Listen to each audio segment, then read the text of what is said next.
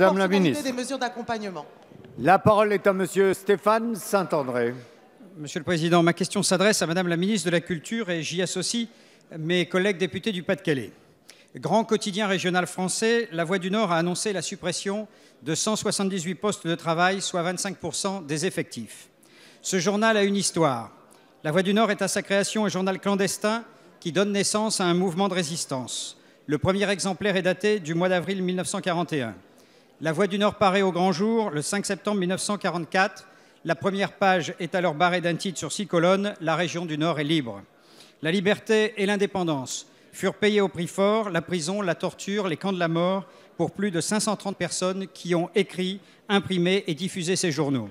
Aujourd'hui, La Voix du Nord est le 3e quotidien régional en termes de vente, avec une diffusion quotidienne de 200 000 exemplaires. Un journal n'est pas seulement qu'un journal, surtout en cette période préoccupante du repli sur soi.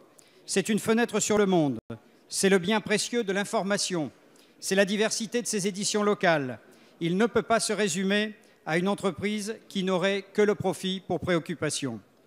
Nous sommes tous ici, Madame la Ministre, attachés au pluralisme de l'information. Dans le cas présent, nous avons affaire à un organe de presse qui n'est pas en difficulté et même si ses ventes baissent, le groupe est bénéficiaire et donc tout à fait capable de conserver ses salariés qui font sa valeur et la qualité de son information. Je sais que vous avez reçu les représentants des syndicats pendant près de 2 heures la semaine dernière. Je vous demande, Madame la Ministre, quelles mesures pourraient être mises en œuvre pour que ce groupe de presse renonce à cette réduction d'effectifs.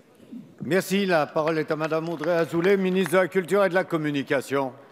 Merci, Monsieur le Président, Mesdames et Messieurs les députés. Monsieur le député Saint-André, vous avez raison. La Voix du Nord est un quotidien régional qui a une très grande histoire. Vous avez rappelé dans quelles conditions et à quel prix il a contribué à la liberté d'expression au moment les plus sombres de notre histoire. Ce trésor qu'est la liberté d'information, d'autres pays dans le monde cherchent encore à la conquérir. Aujourd'hui, nous avons besoin plus que jamais que la presse puisse jouer le rôle de référence qu'elle joue aujourd'hui dans un monde, vous l'avez dit, troublé, un monde où le public est noyé sous un flot d'informations qui est parfois peu fiable, où le tweet efface la complexité et où le recours à l'émotion masque bien souvent les faits.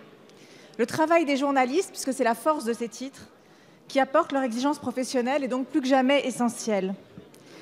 Cette liberté, cette exigence exercée au niveau local sont d'autant plus cruciales qu'elles sont au plus proche de nos concitoyens. À cet égard, et aussi au regard de l'histoire que vous avez rappelée, l'histoire de ce titre, la liberté éditoriale de la presse est parfois mise en cause, vous le savez, par l'extrême droite, et nous devons y être particulièrement vigilants. Mais la presse régionale, comme l'ensemble du secteur, est profondément touchée dans son modèle économique par la perte de recettes publicitaires et par le changement d'habitude du lectorat. Le déploiement de versions numériques peine à trouver encore son modèle. Ce gouvernement, depuis 2012, a veillé à recentrer ses aides à la presse sur la presse d'information politique et générale dont fait partie La Voix du Nord. Il soutient à ce titre la distribution, le développement et la transition numérique. L'annonce des restructurations au sein de La Voix du Nord comporterait 178 départs sur un effectif de 700 salariés et a donc très légitimement suscité une vive inquiétude. C'est d'abord aux femmes et aux hommes qui sont concernés par cette menace que nous devons penser.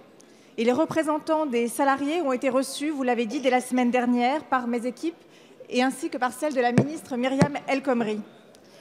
La négociation commence. Les équipes de Myriam El Khomri veilleront à ce qu'elles tiennent toutes leurs responsabilités.